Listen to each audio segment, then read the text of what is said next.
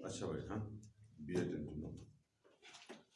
तो यहाँ केमिस्ट्री में हम आज इंशाल्लाह केमिस्ट्री का एक इम्पॉर्टेंट पोर्शन शुरू करने जा रहे हैं, दैट इज ऑर्गेनिक केमिस्ट्री। तो 12th की ऑर्गेनिक केमिस्ट्री में जो पहला यूनिट है हमारा, that is alkyl and aryl halides. Alkyl and aryl halides, ये आसान है। तो 11th में आपने पढ़ा है कि हाइड्रोकार्बन जो है, hydrocarbon they are the parents of all organic compounds, है ना, parents of all organic compound. ये आप जानते हैं ना, हाइड्रोकार्बन जो है, हमने पढ़ा है ऑर्गेनिक कंपाउंड्स जो हैं, actually in the beginning organic compounds were those which were derived from the bodies of living organisms, है ना। आप जानते हैं ना सर, जानते हैं ना कि जो कंपाउंड हम कहाँ से हासिल करते थे, जानदारों से, फ्रॉम प्लांट्स एंड एनिमल्स, उन्हीं को नाम दिया जाता था ऑर्गेनिक कंपाउंड्स। और एक थ्योरी भी दी गई थी, आपको याद होगी, जिसे हम वाइटल फोर्स थ्योरी कहते हैं। वाइटल फोर्स थ्योरी जो है वो कहती थी कि हम ऑर्गेनिक कंपाउंड्स लेबोरेटरी में प्रिपेयर नहीं कर सकेंगे। क्यों नहीं कर सकेंगे? क्योंकि जानदारों की बॉडीज में, लिविंग ऑर्गेनिजम्स में एक ऐसा फोर्स है जो रेस्पॉन्सिबल है for the making of organic compounds. Laboratory में हम ऐसा फोर्स पैदा नहीं कर सकते हैं, इसलिए हम लेबोरेटरी में ये कंपाउंड्स तैयार नहीं कर सकते हैं। तो इसीलिए ऑर्गेनिक कंपाउंड्स जो थे, they were considered the compounds derived from the bodies of living organisms. Scientist कोशिश करते रहे फॉर ईयर्स टुगेदर, तो बहुत सारे सालों तक वो कामयाब नहीं हुए। तो इसीलिए वाइटल फोर्स थ्योरी आ गई। मगर बाद में एक्सीडेंटली एक कंपाउंड दरियाफ्त हुआ, एक्सीडेंटली, यूरिया। यूरिया जो है ये एक्सीडेंटली प्रिपेयर हुआ, किससे? From ammonium carbonate, from ammonium cyanate, not from carbonate, from ammonium, ammonium cyanate. Wohler scientist का नाम था, वो लेबोरेटरी में अमोनियम साइनेट बना रहा था। तो अमोनियम साइनेट कहीं से एक्सीडेंटली ज्यादा हीट हो गया, पता नहीं वो कहाँ गया था लेबोरेटरी से बाहर। तो उस दौरान कंपाउंड लेबोरेटरी में बन रहा था, तो इसी दौरान ज्यादा हीट होने की वजह से अमोनियम साइनेट तब्दील हो गया यूरिया में। तो जब एक्सीडेंटली यूरिया बन गया, तो वो खौफ जो था साइंसदानों के जहनों में कि हम ऑर्गेनिक कंपाउंड्स को लेबोरेटरी में नहीं बना सकेंगे, वो खौफ दूर हो गया। तो फिर और साइंटिस्ट ने काम करना शुरू कर दिया। तो आहिस्ता आहिस्ता नए नए कंपाउंड्स लेबोरेटरी में बनना शुरू हो गए। तो इनकी तादाद, जब ये लेबोरेटरी में बनना शुरू हो गए, तो इनकी तादाद आहिस्ता आहिस्ता बढ़ने लगी। फिर साइंटिस्ट को ये प्रॉब्लम रही कि अब हम इन कंपाउंड्स को कैसे डिफाइन करेंगे। पहले हम कहते थे कि they are the compounds obtained from the bodies of living organ, अब क्या कहेंगे? अब तो हम लेबोरेटरी में भी बना रहे हैं। तो इसलिए देखा गया है कि जो ये ऑर्गेनिक कंपाउंड्स हैं, इनमें वो कौन सी चीज कॉमन है जो उन कंपाउंड्स में है जो हम बॉडीज ऑफ लिविंग ऑर्गेनिज्म से हासिल करते हैं, और जो कंपाउंड हम लेबोरेटरी में बना रहे हैं, इनमें क्या कॉमन है? देखा गया कि इनमें कार्बन कॉमन है। इनमें क्या कॉमन है? तो इसलिए ऑर्गेनिक कंपाउंड्स को रिडिफाइन किया गया, the compounds of carbon are called as organic. मगर फिर इसमें ये देखा गया कि कुछ कंपाउंड्स हैं, जैसे कार्बन डाइऑक्साइड है, कार्बन मोनोऑक्साइड है, कैल्शियम कार्बोनेट है, सोडियम बाइकार्बोनेट है, ये ऐसे कंपाउंड्स हैं, इनमें भी कार्बन है, मगर ये ऑर्गेनिक कंपाउंड्स नहीं है। इसलिए फिर से ऑर्गेनिक कंपाउंड्स को डिफाइन करने की जरूरत पड़ी। आपने 11th क्लास में इन डिटेल पढ़ा है। तो बाद में क्या पाया गया कि जितने भी ऑर्गेनिक कंपाउंड हैं, या तो इनमें सिर्फ कार्बन और हाइड्रोजन है। अगर इनमें सिर्फ कार्बन और हाइड्रोजन है, फिर क्या है? फिर हाइड्रोकार्बन है। फिर क्या है ये? मिसाल के तौर पर आपके पास CH4 है, methane, it compound contains only carbon and hydrogen in it. We have C2H6, it contains only carbon and hydrogen in it. We have C6H6, this is benzene, it contains only carbon and there are hundreds of compounds. There are which contain only carbon and hydrogen. These compounds were termed as hydrocarbons. And these hydrocarbons are all organic compounds. What they are? They are all. And those compounds which are derived from these organic compounds, these hydrocarbons, we can derive other compounds from. आप समझ लेना मेरी बात, हम कहाँ से बाकी organic compounds जो हैं वो हम कहाँ से हासिल कर सकेंगे? इन कंपाउंड्स, यहाँ पर CH4 है, अगर हम CH4 में से एक हाइड्रोजन रिमूव करेंगे तो क्या रहेगा? CH3। जो हाइड्रोजन हमने रिमूव किया उसके बदले अगर हम क्लोरीन लाएंगे तो क्या बन गया? नया कंपाउंड। ये नया कंपाउंड बन गया। ये नया कंपाउंड जो है ये भी ऑर्गेनिक कंपाउंड है। ये क्या है? या अब ऐसा भी कर सकते हैं, जो हाइड्रोजन आपने निकाला उसके बदले आप OH चला सकते हैं, तो ये जो बन गया ये क्या है? नया ऑर्गेनिक कंपाउंड है। आप चाहो तो इसी हाइड्रोजन के बजाय आप NH2 ला सकते हैं। ये क्या बन गया? एक नया ऑर्गेनिक कंपाउंड। आप समझ रहे मेरी बात? तो एक ही ये हाइड्रोकार्बन है। इस एक हाइड्रोकार्बन से हम क्या कर सकते हैं? बहुत सारे हंड्रेड्स। अभी तो मैंने एक ही हाइड्रोजन निकाला, हम 2 भी निकाल सकते हैं ना, हम 3 भी निकाल सकते हैं, 4 भी रिमूव कर सकते हैं, उनके बदले में हम दूसरे एटम्स ला सकते हैं। तो इस तरह से एक कंपाउंड से हम क्या कर सकते हैं? We can derive a large number of new compounds. और ये जो नए कंपाउंड हम हासिल कर रहे हैं ये भी ऑर्गेनिक कंपाउंड्स, ये भी क्या है?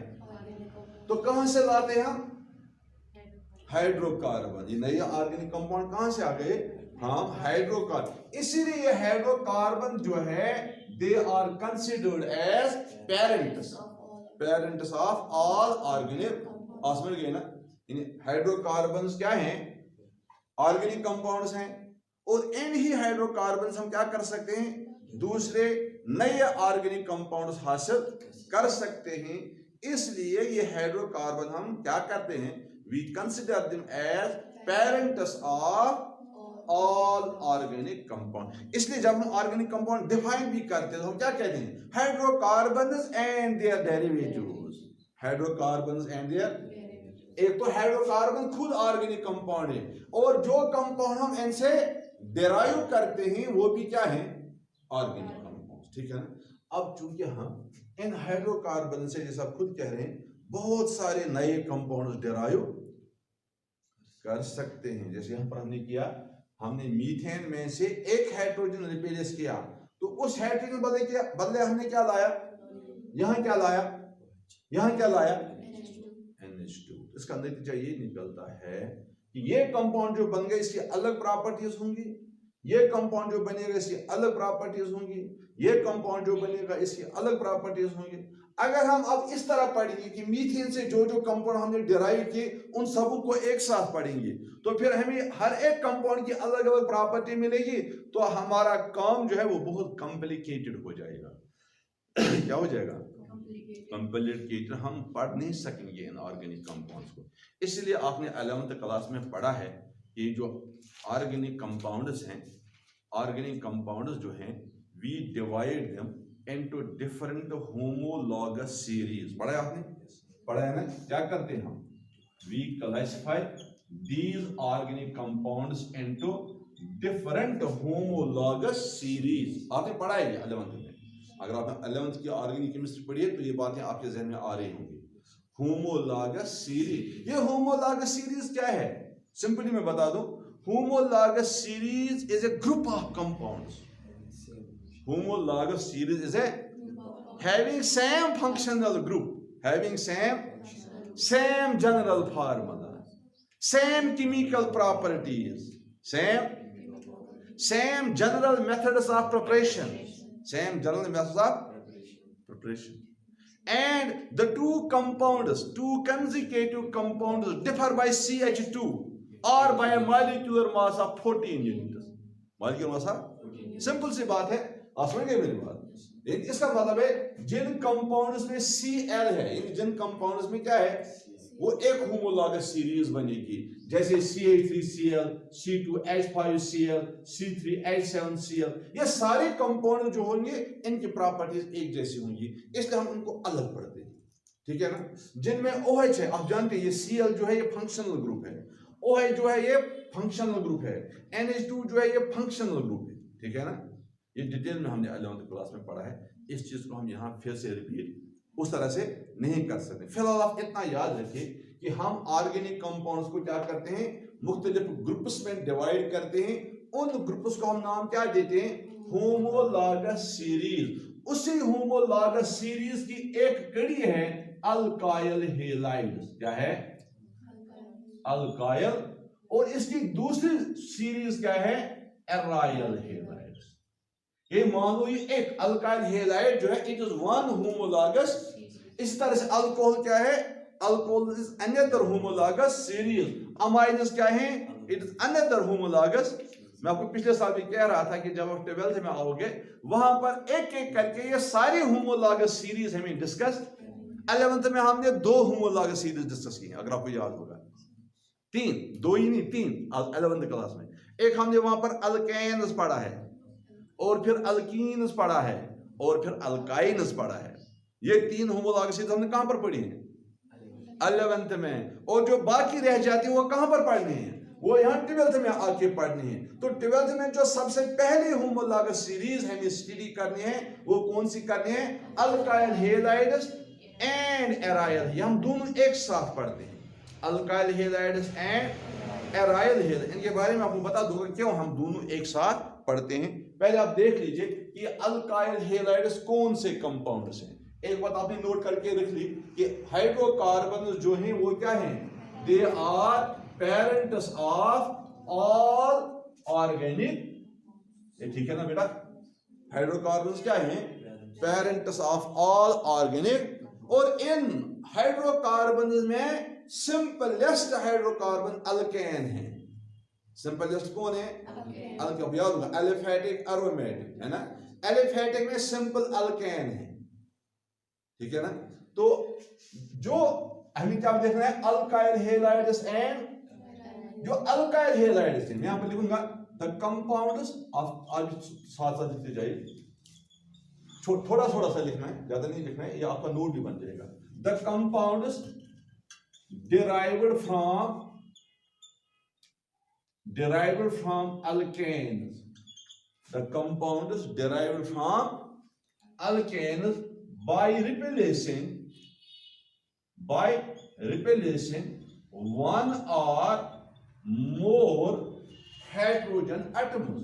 आप समझ रहे हैं ना, जब हम अल्केन से क्या करेंगे, एक या एक से ज्यादा हाइड्रोजन एटम रिप्लेस करेंगे, बाय रिप्लेसिंग वन और more hydrogen atoms by corresponding number of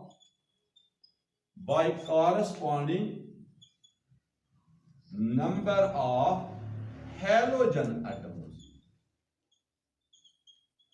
are called as alkyl halides और haloalkanes। इनका दूसरा नाम क्या है, haloalkanes, alkyl halides और सिंपल है बेटा, क्या है, कंपाउंड्स डिराइव्ड फ्रॉम अल्केन्स। पहले इसका मतलब है कि आपको अल्केन की इंफॉर्मेशन पहले से, you are doing alkanes, you are alkane कौन कौन से हैं। हम अगर मैं जनरल में बता दूं, आपको याद होगा अल्केन की जनरल फार्मूला है CnH2n+2, है ना। तो इसी अल्केन में से अब जब हम n का वैल्यू देंगे तो you will get the first alkane CH4, second alkane will be C2H6, third alkane will be C3H8। इसी तरह से आप आगे आगे बढ़ते जाएंगे, ठीक है ना। अब क्या है, अल्काइल हैलाइड के compound derived from alkane. In alkane से जो कंपाउंड हमें हासिल होंगे, कैसे, बाय रिप्लेसिंग वन और मोर। तो वन और मोर, अगर यहां पर एक हम रिप्लेस करेंगे तो क्या बनेगा, CH3। यहां से एक रिप्लेस करेंगे तो क्या बनेगा यहां से एक रिप्लेस करेंगे तो क्या बनेगा, सॉरी C3H। और यहां पर एक पॉइंट नोट कीजिए, जब हम अल्केन में से बेटा सारे यहां देखो, जब हम, और ये लिखिए, जब हम अल्केन में से एक हाइड्रोजन रिप्लेस करते हैं, जैसे मैंने यहां पे किया, और यहां क्या हुआ, नए ग्रुप वजूद में, ये ग्रुप है, इन ग्रुप्स को हम अल्काइल ग्रुप कहते हैं। क्या कहते हैं, ये अल्केन था, ये क्या है, अल्काइल ग्रुप। ये क्या है, आप समझ गए, हम अक्सर वर्ड अल्काइल इस्तेमाल, मीथेन मीथाइल, ये मीथेन है, methyl, ethane ethyl, propane, propane के दो हैं, नॉर्मल प्रोपाइल, आइसोप्रो, ये आपने पढ़े। खैर फिलहाल हम क्या करें, अल्केन से हम हाइड्रोजन रिप्लेस करें। मैंने कितने हाइड्रोजन रिप्लेस किए, यहां पर एक। अगर हम इस एक के बदले में क्या करूं, देखो हमने क्या लिखा है, एक ही जरूरी नहीं है, you should keep this in mind, you should keep this in, एक ही हाइड्रोजन हम रिप्लेस नहीं कर, हम दो भी रिप्लेस कर सकते हैं, तीन भी, चार भी, ठीक है ना। We can replace as many hydrogen atoms from the alkane as are present there, ठीक है ना। जीता आसन हाइड्रोजन तीन है कुछ replace, but we generally replace one. We generally replace, we can replace two, three also, but we generally replace. But alkyl halides are whether you will replace one hydrogen or more than one by corresponding number. मैंने क्या लिखा है, by corresponding number of halogens. Corresponding means आपने जितने hydrogen replace किए हैं उतने ही halogen आपको लाने हैं। तो आपने एक हाइड्रोजन रिप्लेस किया तो ग्रुप क्या बनेगा, नया कंपाउंड क्या बनेगा, CH3। इसके बदले हैलोजन लाना है। हैलोजन हमारे पास याद है आपको, फ्लोरीन, क्लोरीन, ब्रोमीन, आयोडीन, है ना। इसलिए हम इनको जनरल में रिप्लेस करते हैं, रिप्रेजेंट करते हैं by X। They are represented by, आपको ये याद रखिए, आप कोई भी हैलोजन ला सकते हैं, आप कोई भी मतलब हम क्लोरीन लाएंगे तो बन गया कंपाउंड CH3Cl, ठीक है ना। As per our definition this compound is alkyl halide, ये जो नया कंपाउंड बन गया। इसी तरह से यहां पर है ना C2H5, यहां पर मैं जो हाइड्रोजन मैंने रिप्लेस किया है, रिमूव किया है, उसके बदले मैंने क्या लाया है, Br, तो ये क्या है, अल्काइल हैलाइड।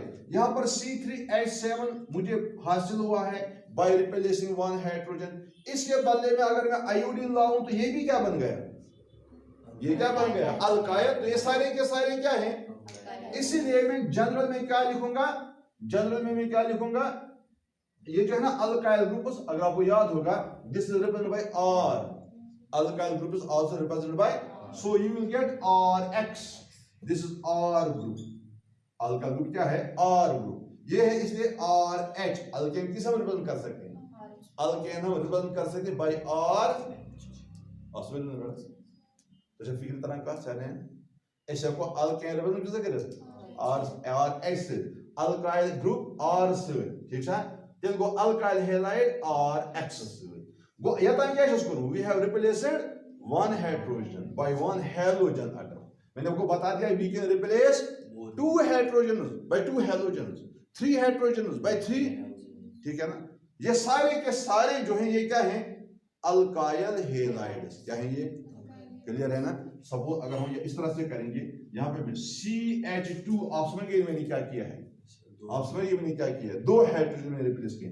आप दो हाइड्रोजन के बजाय दो हैलोजन ला सकते हैं, सपोज क्लोरीन इन क्लोरीन। आप तीन हाइड्रोजन रिप्लेस कर सकते हैं, तीन हाइड्रोजन के बजाय आप तीन क्लोरीन एटम ला सकते हैं, CHCl3, बड़ा इंपॉर्टेंट कंपाउंड है, क्लोरोफॉर्म, है ना। इसी तरह से आप चाहो तो चारों हाइड्रोजन आप रिप्लेस कर सकते हैं, ये बन गया कार्बन टेट्रा क्लोराइड, ये भी इंपॉर्टेंट कंपाउंड है, ठीक है ना। ये सारे के सारे क्या हैं, अल्काइल हैलाइड्स, क्या हैं, क्यों, क्योंकि हमने इनको कहां से लाया है, अल्केन से। The compounds derived from alkanes by replacing one or more hydrogen atoms by corresponding number of halogen atoms। आप समझिए ना, are called as halo alkanes or alkyl। ये हेलो अल्केन जो है इनका आईयूपीएसी नेम है, अल्काइल हैलाइड जो है ये कॉमन नेम है, ये क्या है। इसी तरह से दूसरा क्या है, एराइल हैलाइड्स। एराइल, आप समझिए एराइल ग्रुप कौन सा है, एराइल मीन्स बेंजीन रिंग, क्या ये एरोमेटिक से निकला है एराइल। इस तरह से जिस कंपाउंड में क्या होता है बेंजीन रिंग, आप जानते हैं ये, आपको ये मालूम है बेंजीन जो है ये एरोमेटिक कंपाउंड है। हम जब क्लासिफिकेशन ऑफ हाइड्रोकार्बन्स पढ़ते हैं उसमें हम ये चीज पढ़ते हैं क्या, aliphatic compounds, aromatic compounds. Aliphatic aromatic compounds की एक पहचान क्या है बेंजीन रिंग।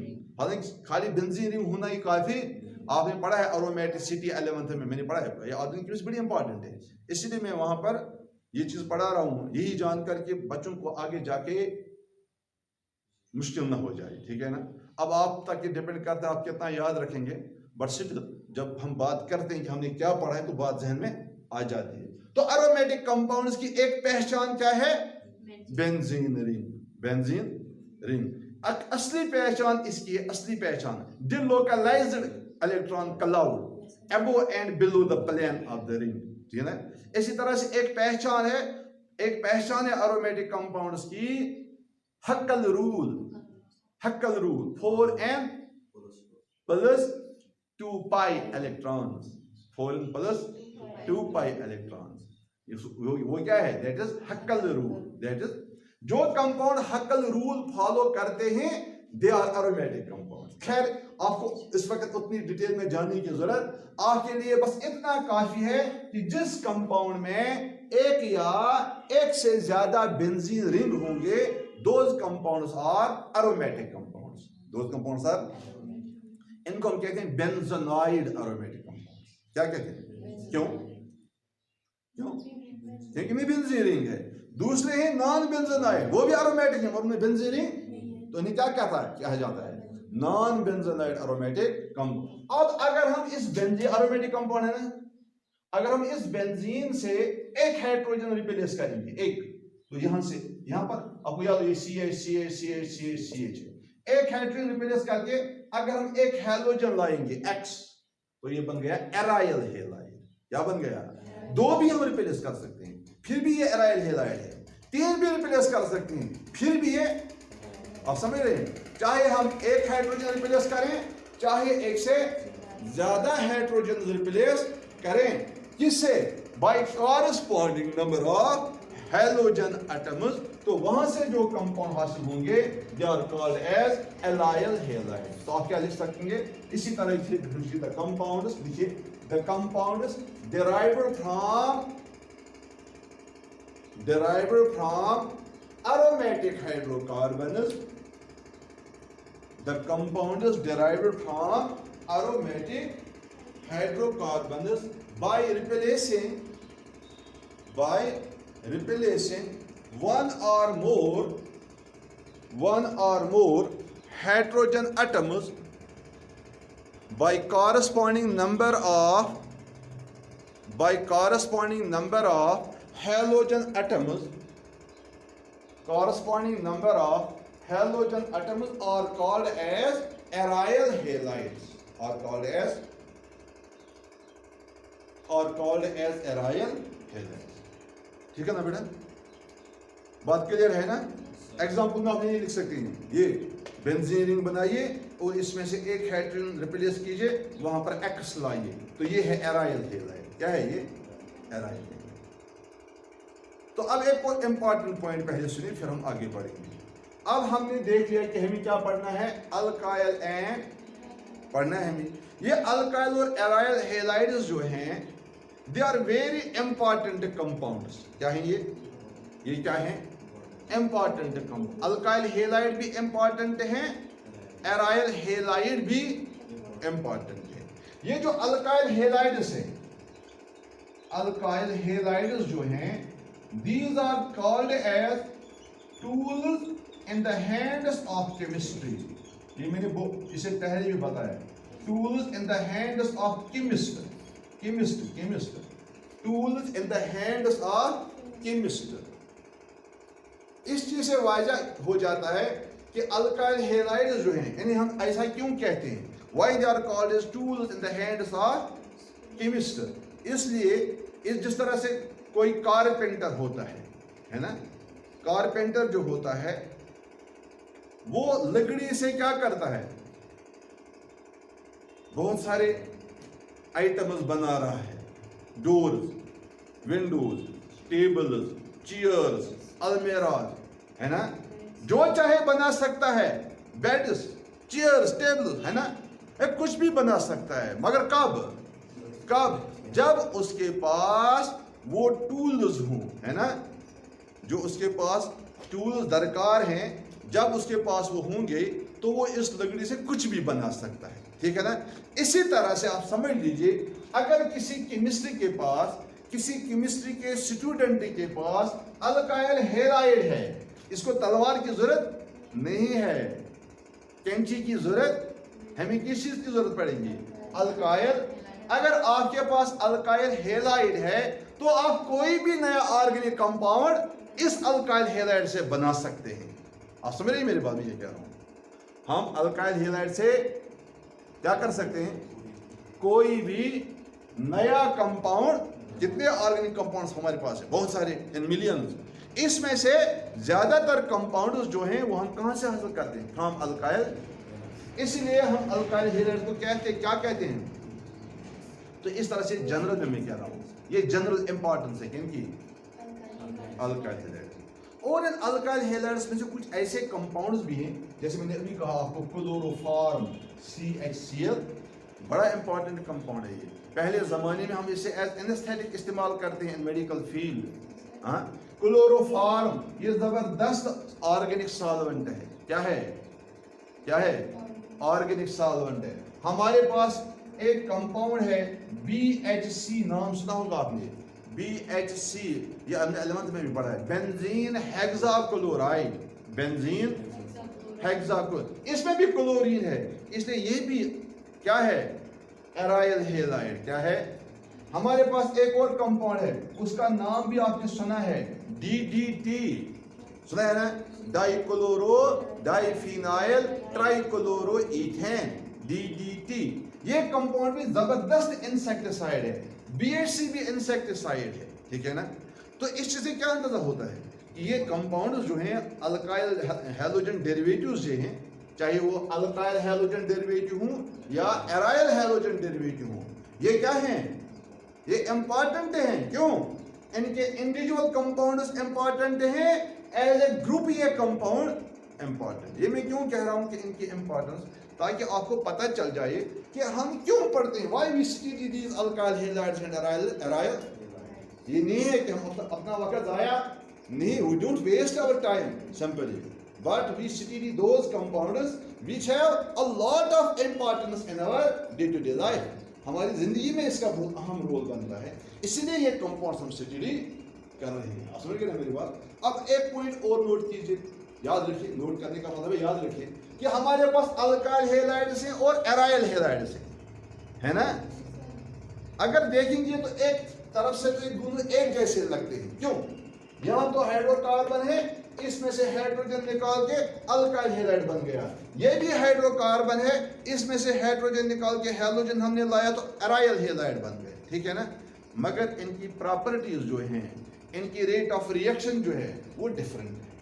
क्या है, इनकी बहुत सारी प्रॉपर्टीज ऐसी जो एक दूसरे के साथ मिलती भी हैं, मगर कुछ प्रॉपर्टीज ऐसी भी हैं जो डिफरेंट हैं, या इनके जो रिएक्शन करने का अंदाज है वो एक जैसा, जिस तरह से अल्काइल हैलाइड्स रिएक्ट करते हैं उस तरह से एराइल हैलाइड रिएक्ट नहीं कर रहे हैं। यही वजह है कि हमें अल्काइल हैलाइड अलग से पढ़ने पड़ते हैं और एराइल हैलाइड्स अलग से, ठीक है ना।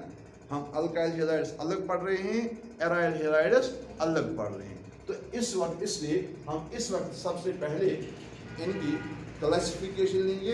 तो क्लासिफिकेशन के बाद हम पहले अल्काइल हैलाइड्स पढ़ेंगे, उसके बाद ठीक है ना, ठीक है ना। तो आप लिखिए classification of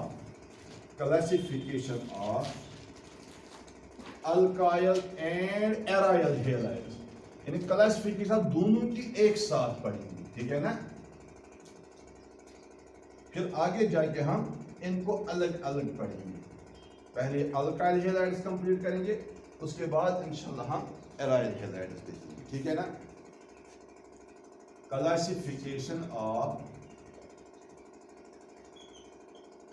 classification of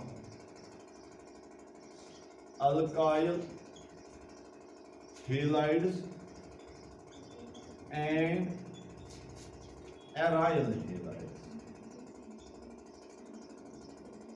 Classification of alkyl halides and aryl halides. ठीक है ना बेटा?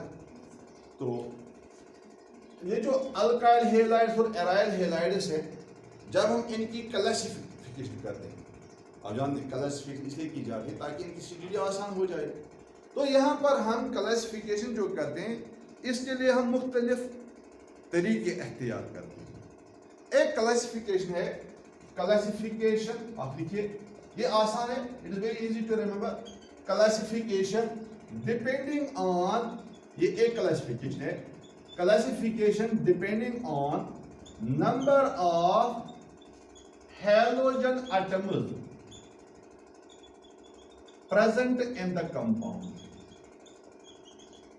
Number of halogen atoms present in the, आप समझ गए ना बेटे? यानी पहली क्लासिफिकेशन में क्या देखना है? Number of halogen atoms. मिसाल के तौर पर हमारे पास एक कंपाउंड है CH3Cl, CH3, ठीक है ना?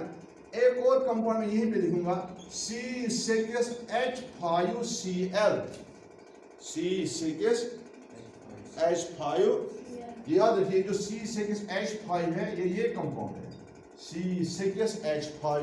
बेंजीन रिंग जो है इसको फिनाइल रिंग कहते हैं। जब पहले बेंजीन है C6H6, ठीक है ना? जब बेंजीन में से एक हाइड्रोजन निकाला जाता है तो वहां पर क्या रहेगा? C6H5, C6H6 is benzene. जब एक हाइड्रोजन निकालेंगे तो क्या बनेगा? C6। ये वाला जो ग्रुप बनता है इसको हम क्या कहते हैं? फिनाइल। क्या कहते हैं? ये हमेशा याद। तो एक तो हो गए ये, आप देख रहे हैं कि इन दोनों में कितने का हैलोजन है? एक है ना, एक हैलोजन। इसलिए हम इनको कहते हैं मोनो हैलोजन डेरिवेटिव। क्या कहते हैं? Mono halogen. आप इस तरह भी कह सकते हैं mono hello alkyl halide, mono hello aryl halide, है ना? Alkyl halide, aryl halide. आप समझ रहे हैं? आप समझ रहे हैं? अल्काइल हैलाइड, तो ये मोनो हैलोजन डेरिवेटिव है। जरा ये देख लीजिए CH3 इस तरह से CH2Cl सिंगल बॉन्ड CH2Cl, या एक और कंपाउंड लिखिए CH2Cl2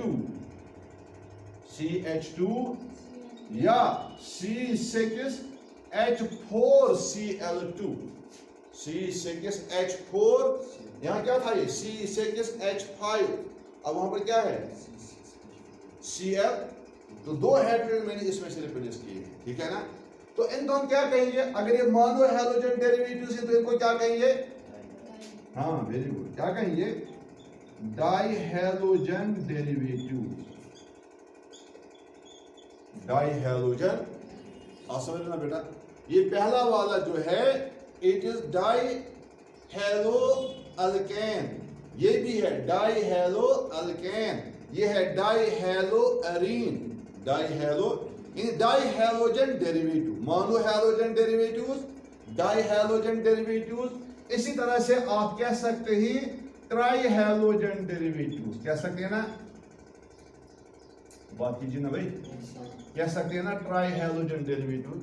या जनरल में आप कह सकते हैं पॉली हैलोजन, पेंटा हैलोजन, कह सकते हैं टेट्रा हैलोजन, पेंटा हैलोजन, हेक्सा हैलोजन। तो जनरल में हम इन्हें कहेंगे पॉली हैलोजन डेरिवेटिव्स। क्या कहेंगे? तो ये आप आसानी के साथ पहचान कर सकते हैं जब आप कंपाउंड में देखेंगे कि इसमें कितने हैलोजन हैं, कंपाउंड में कितने हैलोजन हैं, उस बुनियाद पे आप क्या कर सकते हैं? आप आसानी के साथ ये बता सकते हैं कि जो ये कंपाउंड है क्या ये मोनो हैलोजन डेरिवेटिव है या डाई हैलोजन है या ट्राई हैलोजन है या टेट्रा। तो जनरल में कोई क्या की डाई हैलोजन से आगे, डाई हैलोजन से हम जनरल में इनको पॉली हैलोजन डेरिवेटिव्स कह सकते हैं। ये दोनों में है, अल्काइल हैलाइड में भी और है ना, दोनों में है। Very good. तो ये एक क्लासिफिकेशन, अब कितनी आसान है, it is very simple classification, है ना, एक क्लासिफिकेशन ये है। अब दूसरी क्लासिफिकेशन जो है that is based on the nature of, इस तरह से लिख सकते हैं, nature of CX bond, nature of CX bond, or you may write down in this way, or the type of hybridization, type of, ये दूसरी क्लासिफिकेशन जो है, it is based on type of hybridization of carbon, type of hybridization of to which halogen is attached, to which halogen is attached। आप सुनोगे ना बेटा, मैं क्या कह रहा हूं, क्या कह रहा हूं मैं क्या कह रहा हूं। सेकंड क्लासिफिकेशन जो है that is based on nature of CX bond. CX bond का नेचर किस पे डिपेंड करेगा, X तो हैलोजन है ही, और ये जो कार्बन है, कार्बन जो है इसका नेचर डिफरेंट हो सकता है। कैसे, ये जो कार्बन होता है इसकी हाइब्रिडाइजेशन डिफरेंट कंपाउंड्स में डिफरेंट हो सकती है, डिफरेंट कंपाउंड्स में डिफरेंट हो सकती है। और देख लीजिए, इसका एक टाइप है जिसको हम कहते हैं sp3 हाइब्रिडाइज्ड कार्बन। क्या, यानी जो CX है अल्काइल है, इस तरह लिखिए, हैलोजन डेरिवेटिव्स having sp3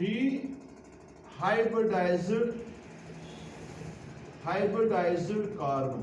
आपको याद है ये कार्बन जो है ना, आपने केमिकल बॉन्ड में पिछले साल पढ़ा है, और अल्केन, अल्कीन, अल्काइन जब हमने पढ़ी है तो वहां पर भी हमने ये बात पढ़ी है कि ये जो कार्बन होता है it can undergo sp3 hybridisation, it can undergo sp2 hybridisation, it can undergo sp hybridisation. ठीक है ना, आप याद रखेंगे ना, अगर आपको बता दूं, देखो इस तरह से याद रखिए, जब कभी भी कार्बन की sp3 है, ये बात याद रखो, फिर आसान है आपके लिए याद रखना। जब कार्बन की कौन सी हाइब्रिडाइजेशन होती है, इस वक्त कार्बन सिर्फ सिंगल बॉन्ड बनाता है। क्या बनाता है, जब कार्बन ने क्या किया होगा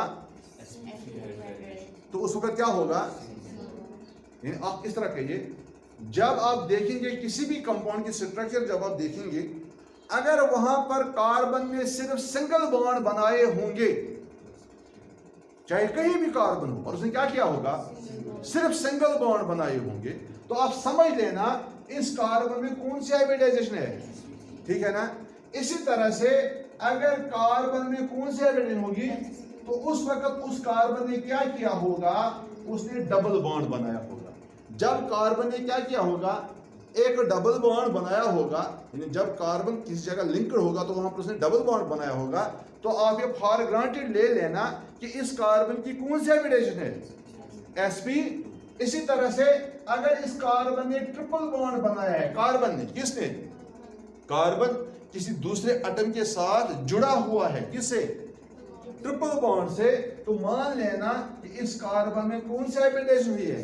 तो अब आप इस जान गए, यानी कार्बन जो है इसकी sp3 हाइब्रिडाइजेशन भी हो सकती है, sp2 हाइब्रिडाइजेशन भी और sp हाइब्रिडाइजेशन भी, और आप ये पहचान कर सकते हैं। आप नाउ यू कैन आइडेंटिफाई कि ये जो कार्बन है जिस पर हाइड्रोजन एटम अटैच है, इसी कैसी हाइब्रिडाइजेशन है ना। क्योंकि आप जब वहां पर बॉन्ड देखोगे ना कि जिस कार्बन पे हाइड्रोजन है इसका बॉन्ड कैसा है, अगर सारे सिंगल बॉन्ड ही तो दैट मींस sp3 हाइब्रिडाइजेशन है। अगर उस कार्बन ने डबल बॉन्ड बनाया होगा तो, अगर उसने ट्रिपल बॉन्ड बनाया होगा तो, है ना, सिंपल। तो इसलिए को पहला ग्रुप कौन सा आएगा फिर, halogen derivatives having sp3 hybridised carbon, having sp3 hybridised carbon. तो इसमें देख लीजिए फिर एग्जांपल,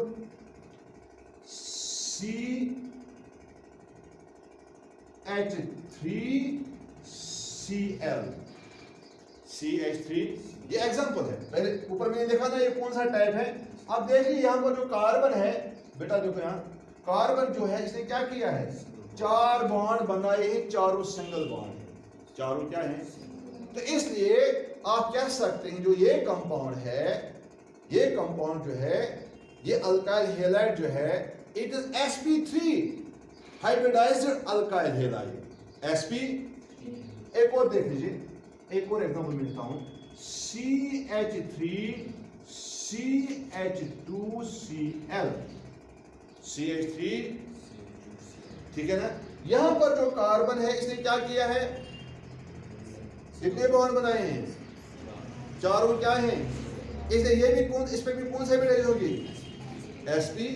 एक और example, CH3 single bond C, CH3HCl, ये देख लीजिए, ये लिखिए, ये सारे कंपाउंड ये इंपॉर्टेंट है, जो ही नहीं लिख रहा हूं, आप भी लिखिए।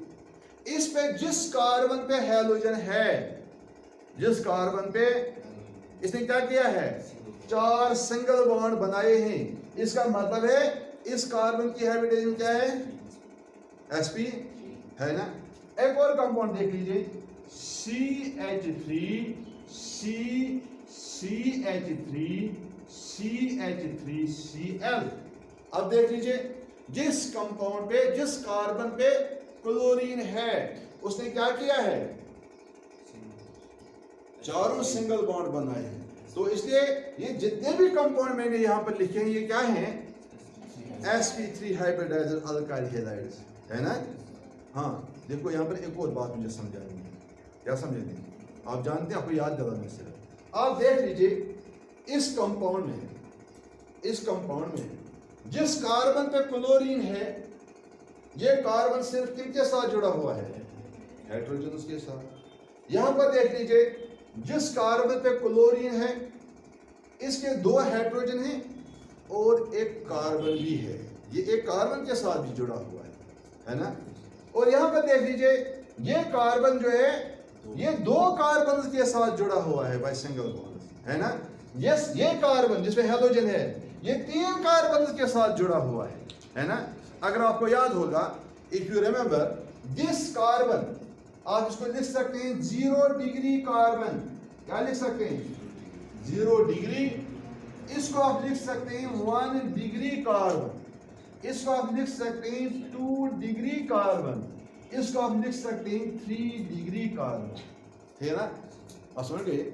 इसका मतलब क्या है, एक्चुअली ये दोनों जो है, चाहे 0 डिग्री हो या 1 डिग्री हो, इनको हम प्राइमरी कार्बन कहते हैं। आपने पढ़ा है क्या ये। तो एक्चुअली ये मैंने 0 डिग्री जो लिखा, ये मैंने इसलिए लिखा कि इसमें हम कोई कार्बन, अदरवाइज ये दोनों क्या है, primary carbon. Primary carbon is that carbon which is attached to one और नन, वन और which is attached to one carbon और नन कार्बन। ये 1 कार्बन के साथ अटैच है ना, डायरेक्टली, ये डायरेक्टली में क्या है, which is attached directly to 1 carbon, that is primary carbon, that is.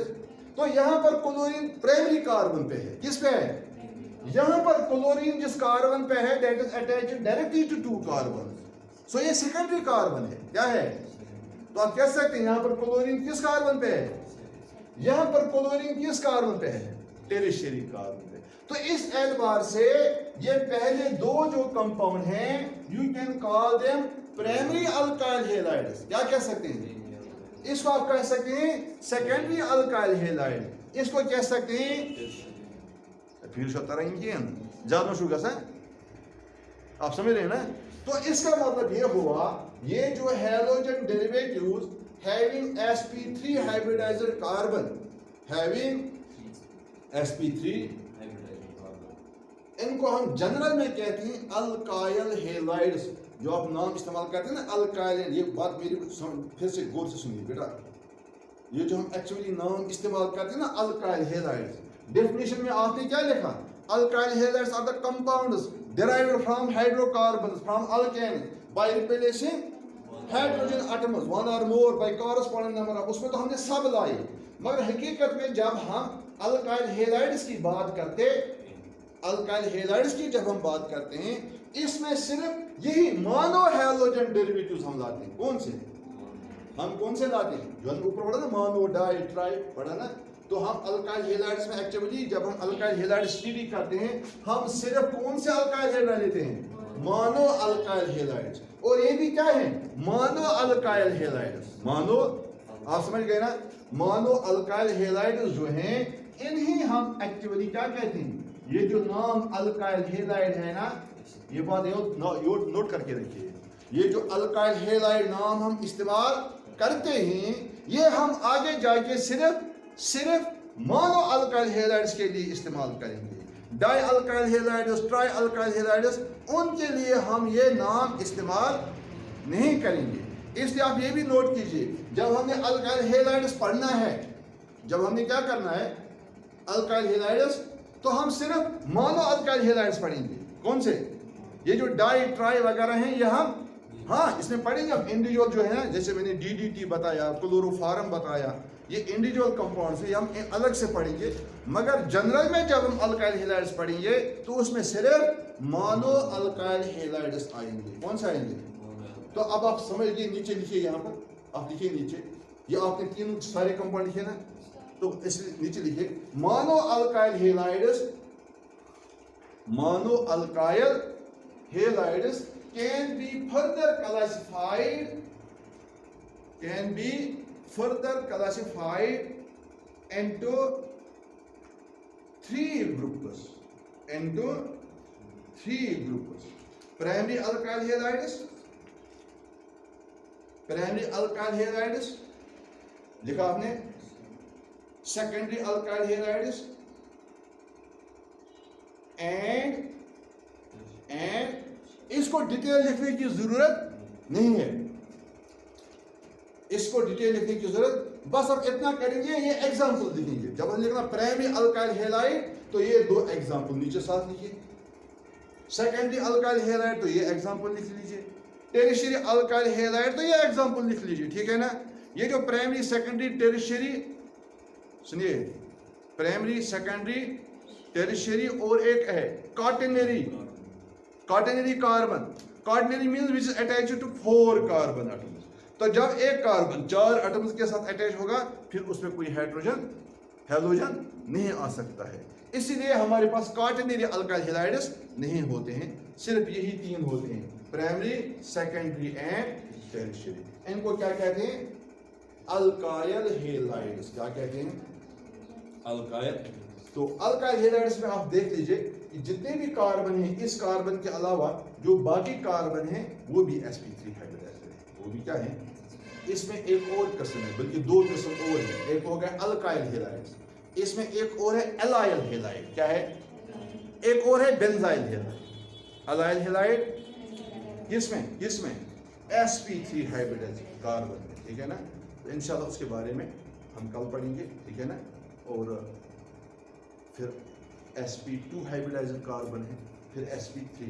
इंशाल्लाह कल कंप्लीट होगा, और हम इंशाल्लाह कल इसका नंबर के रेसिपी पढ़ेंगे। ठीक है ना?